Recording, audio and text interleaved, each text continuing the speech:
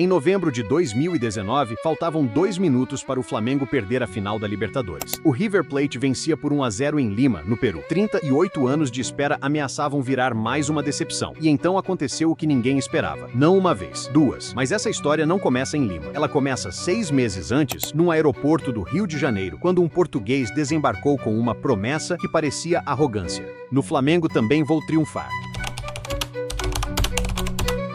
Para entender o que Jorge Jesus fez, é preciso entender o que ele encontrou. O Flamengo de 2019 era um gigante travado, a maior torcida do Brasil, o maior orçamento. E mesmo assim, anos sem ganhar nada que importasse. Abel Braga assumiu o time no início do ano com a missão de mudar isso. Nas fases iniciais da Libertadores, o Flamengo até avançou, mas o futebol era apagado, sem identidade, sem domínio. A torcida cobrava, a imprensa cobrava. E dentro do clube, a pressão crescia a cada rodada. Gabigol, o centroavante que chegara emprestado do Inter de Milão, depois de uma passagem frustrante pela Europa, ainda tentava se firmar. Bruno Henrique corria muito, mas finalizava pouco. Arrascaeta tinha qualidade, mas o time ao redor não o aproveitava. Em maio de 2019, após uma sequência de resultados ruins, Abel Braga foi demitido. O Flamengo estava nas oitavas de final da Libertadores, sem técnico, sem jogo e sem direção.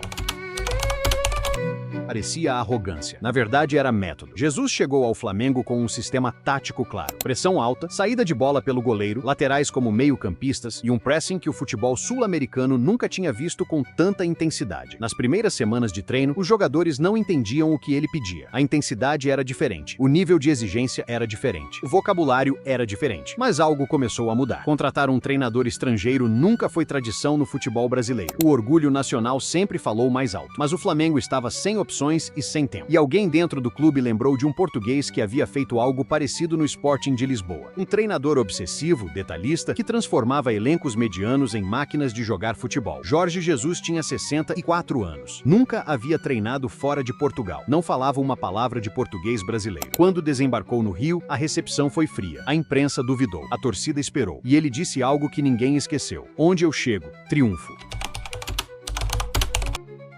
A primeira grande prova de fogo veio nas oitavas de final contra o Emelec do Equador. Fora de casa, sem Diego, que havia fraturado o tornozelo, o Flamengo perdeu por 2-0. Era a pior estreia possível para o novo treinador. Mas Jesus não entrou em pânico. Na volta, no Maracanã, pediu que a torcida acreditasse, e a torcida compareceu. O Flamengo virou nos pênaltis. Diego Alves, o goleiro, defendeu o suficiente. E algo simbólico aconteceu naquela noite. O time de Jesus não tinha desistido quando estava perdendo. Tinha continuado jogando. Isso era novo. Nas quartas de final, o Internacional.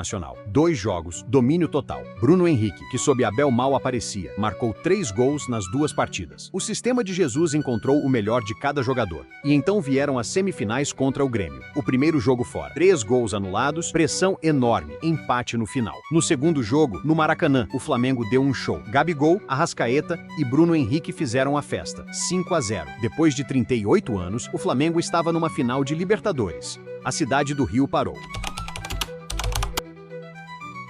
No dia 23 de novembro de 2019, no Estádio Nacional de Lima, no Peru, o Flamengo enfrentou o River Plate pela final da Copa Libertadores da América. Do outro lado do campo estava o campeão defensor do torneio, um dos times mais organizados e experientes da América do Sul, comandado por Marcelo Gallardo, considerado por muitos o melhor treinador do continente naquele momento. O jogo começou equilibrado, com as duas equipes se estudando e sem abrir espaços com facilidade. Mas aos 25 minutos do segundo tempo, Rafael Santos Borré aproveitou uma falha da defesa flamenguista e abriu o placar para o River Plate. O relógio seguia correndo e o Flamengo pressionava sem conseguir furar a muralha argentina. Enquanto os minutos iam passando 1-1 e a torcida rubro-negra em Lima começava a aceitar o impensável. Aos 88 minutos, quando a derrota já parecia certa, Gabriel Barbosa recebeu a bola dentro da área e sem hesitar mandou para o fundo da rede. O estádio entrou em colapso e Lima virou Rio de Janeiro por alguns segundos. E quando todos já pensavam que o jogo iria para a prorrogação, Gabigol recebeu de novo, dominou com calma e bateu no canto com uma frieza que parecia impossível naquele momento de pressão absurda. 2-1 para o Flamengo. 38 anos de espera encerrados em menos de 2 minutos.